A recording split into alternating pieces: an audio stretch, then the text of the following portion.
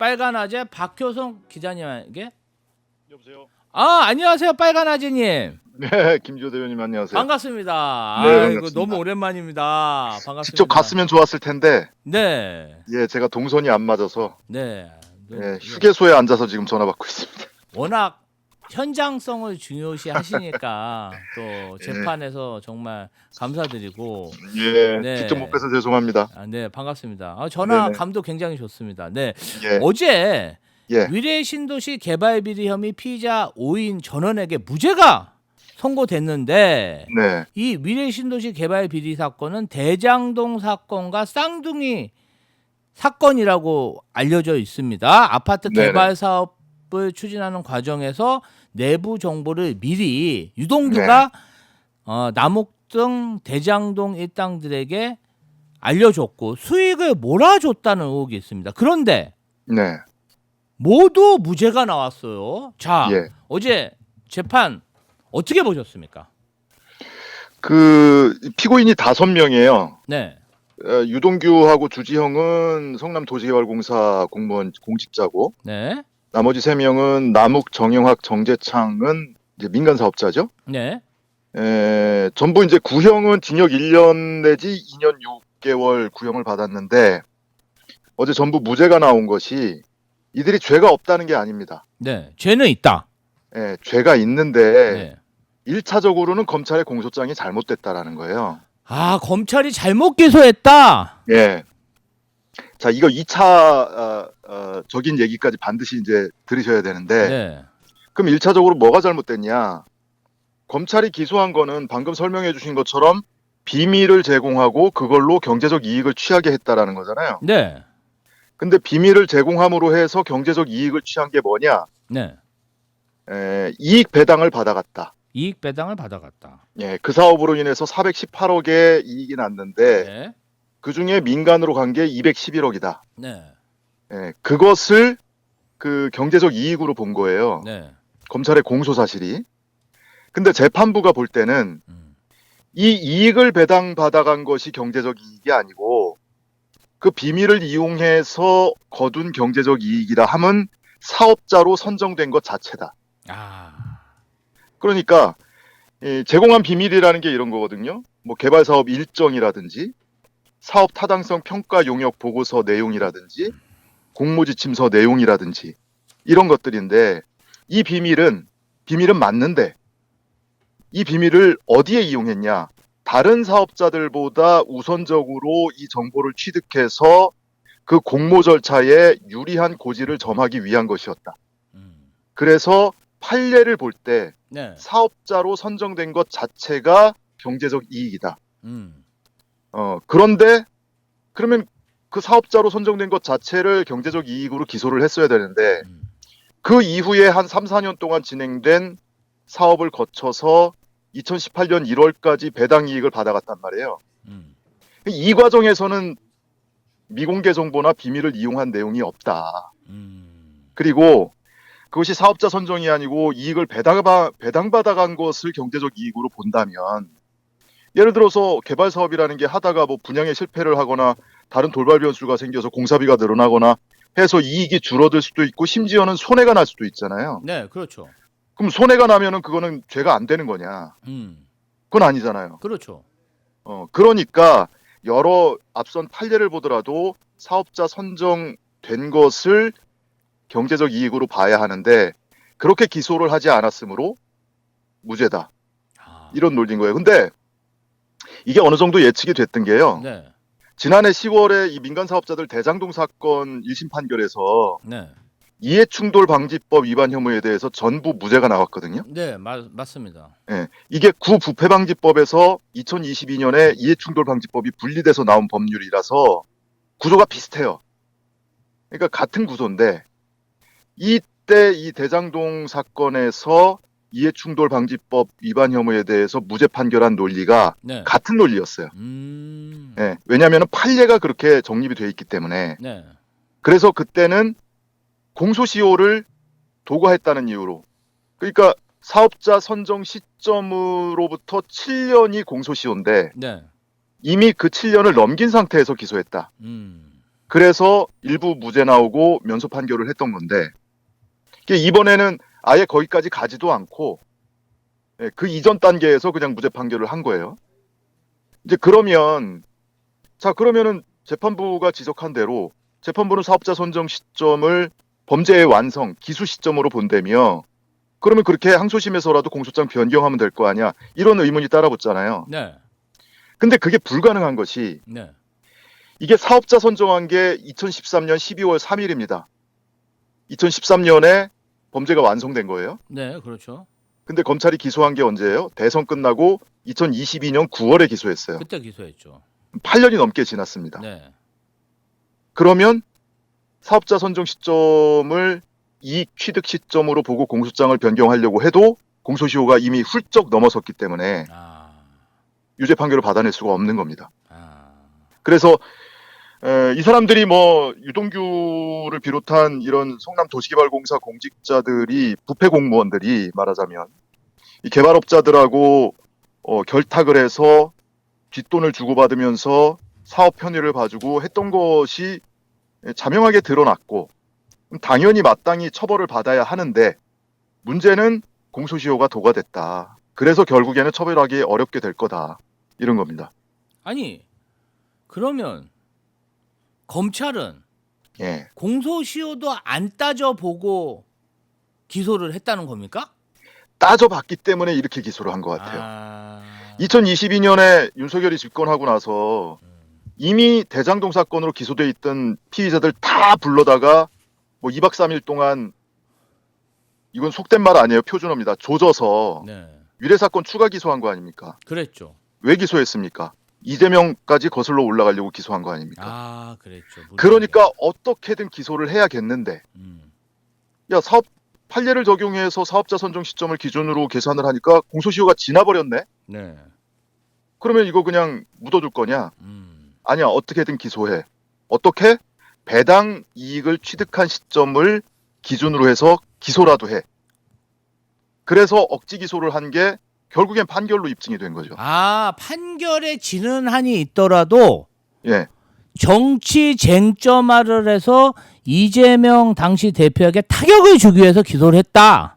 그렇죠. 아, 그렇게 봐야겠군요. 지금 모든 사건이 그렇잖아요. 대장동 그렇죠. 성남FC 사건 그렇죠. 모든 사건들이 대선 끝나고 억지로 막 만들고 사건 조작하고 참고인 진술, 자필 진술서를 불러주는 대로 쓰라고 해서 증거 만들어내고 이런 식으로 해서 기소됐던 거 아닙니까? 이 위례 사건도 그중에 하나라는 게 이 민간 사업자들 2심 판결로 드러난 거예요. 야. 지금 그래서 어제 이제 판결이 딱 끝나고 나니까 네. 어제 이제 김건희 판결할 때 같은 시각에 이걸 판결하고 있었거든요. 그랬죠. 그러니까 이제 다른 이 민간 사업자들 특히나 대장동하고는 무관한 민간 사업자들하고 유동규가 대장동 1심 판결 받고 다 법정 구속됐잖아요. 그랬죠. 근데 이 피고인들 중에 주지형, 정재창 2명은 대장동 사건으로 기소된 사람들이 아니에요. 네. 그러니까 불구속 상태란 말이에요, 지금. 네. 그러니까 다른 이 민간 사업자들이나 피고인들은 밝은 표정이더라고요. 심지어 그 피고인 중에 한 명은 저랑 일면식도 없는 사이인데 재판 끝나고 저한테 인사를 하더라고요. 아이고, 방송 잘 보고 있다고. 참네. 근데 유동규만은 어두운 표정이었어요. 유동규는 목표가 검찰하고 일치하지 않습니까? 그렇죠. 일치. 예, 이재명을 잡아놓는 것. 근데 그것이 어렵게 되니까 표정이 어두워진 게 아닐까. 자, 사태가 이쯤 되니까 위례개발 특혜 의혹 관련해서 이재명 대통령과 정진상 전 비서실장 공소는 이거 취소돼야 되는 거 아닌가, 이런 또 언론 보도와 여론이 있습니다. 당연한 거죠. 예. 이거 검찰이 항소할 수 있을지 모르겠어요. 항소를 하려면 1심 판결에 맞춰서 뭐 공소장 변경을 해서 그 기수 시점을 바꿔야 될 것 같은데 네. 그러자니 공소시효 이미 지나버렸거든요. 그러니까 이거 항소해서 무슨 실익이 있겠냐. 근데 항소를 해도 항소심이나 상고심에서 뒤바뀔 가능성은 없어 배고 네. 항소를 제기하지 않으면 그대로 확정이 되는 거예요. 그러면은 이재명 대통령이나 정진상 전 실장의 경우에는 이 사람들이 이 실무선에서 결탁을 했기 때문에 공모했거나 지시 보고를 받았다는 이유로 기소가 된 건데 전제 사실 자체가 사라지는 겁니다. 네.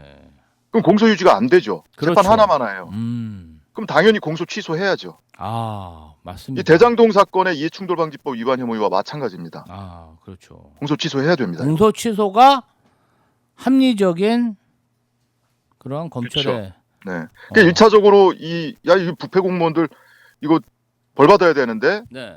그 벌을 못 주게 됐네 해서 1차적으로는 열받는데 그 다음 스텝으로 생각해 보면 이재명 대통령과 정진상 전 실장에 대해서는 더 이상 공소 유지를 할 수 있는 명분이 없다. 명분이 없다. 예. 그러니까 이제 이 검찰이 수사를 제대로 해야 되는데 그 이재명 대통령과 정진상 실장, 김용 민주연구원 전 부원장에게 뭔가 죄를 뒤집어 씌우고 진술을 조작하고 증거를 조작하는 데 매진하다 보니까 네. 정작 대장동 일당들에 대한 수사는 좀 부실했던 게 아닌가.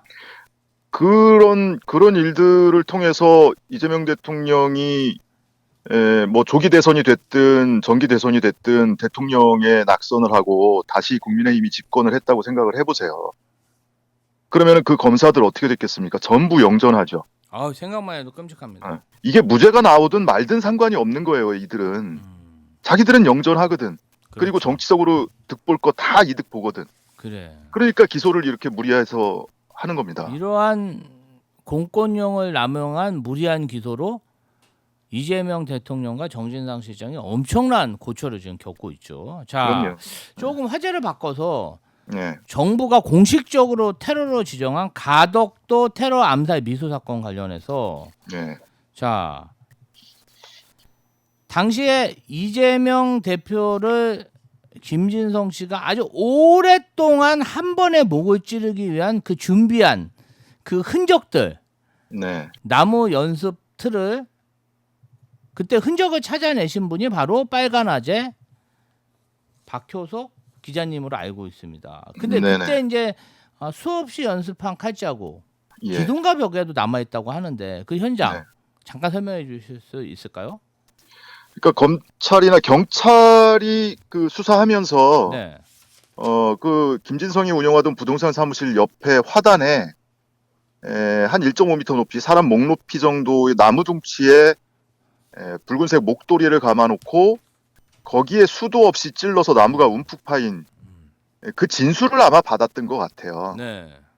그래서 그거는 공소장에 내용이 담겨 있는데 네. 그때 기소 사건 이후에 한 달쯤 지나고 기소된 뒤에 그 부동산 사무실을 철거한다는 얘기를 듣고 현장을 다시 가봤었거든요. 철거요? 예. 현장 보존이 안 되고 철거를 한다. 이제 기소됐으니까 아. 그걸 이제 가족들이 와서 이제 철거를 하는 거예요. 그 업자한테 맡겨서. 네.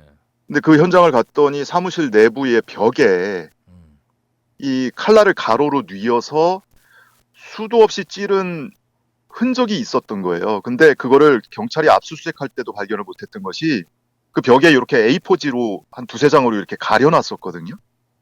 그걸 떼니까 거기에 흔적이 있더라고요. 그래서 그거를 그 당시에 확인했었는데 이제 2년이 지나고 나서 최근에 며칠 전에 제가 현장을 다시 한번 가봤어요. 네. 근데 그 부동산 사무실은 비어 있고 네. 공실이고 그 현장 그 흔적들이 고스란히 그대로 남아 있는 겁니다. 아직도. 네.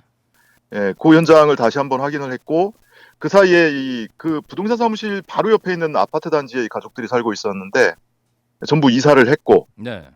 예, 그런 현장을 다시 한번 확인을 하고 왔는데 현장보다 중요한 것이 그 김진성 씨와 밀접한 관계였던 친분이 있던 분의 이제 제보를 한참을 청취를 했는데 2년 전에는 몰랐던 인물이 하나가 등장을 하는데요.